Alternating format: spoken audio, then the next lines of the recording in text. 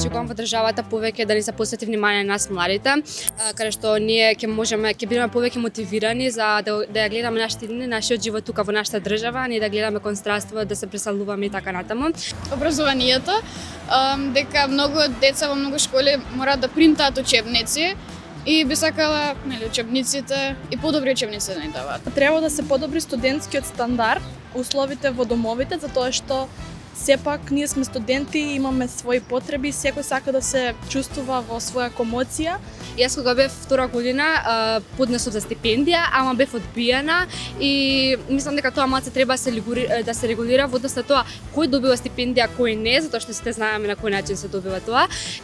Сметам дека можеби треба да имаме некоја финансиска помош, нели сега имаме ние картички за оброк и пари за превоз и слично, но сепак имаме и други трошоци. Па реално барањата што ни ги поставуваат на универзитетите, мислам дека не се баш складни за соодветната обука што ја бараме ние тука. Морам да дадам внимание на зелените површини, значи многу се битни, значи тој добар воздух, здрав воздух, бидејќи на крајот од денот ако нема здрави луѓе, нема здрава држава. Па, на пример, може да се постават повеќе велосипедски патеки, бидејќи јас многу возам и не е убаво така на улица да излезеш.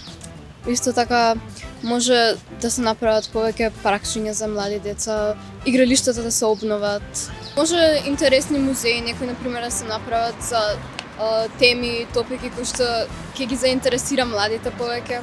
Исто така, кога ќе се, да речем, после изборите, кога ќе се формира новата влада, таа влада стварно да е заинтересирана за народот и да не може туку така само да задржи моменти на мог до следните избори, да види колку може најмногу да злоупотреби и искористи.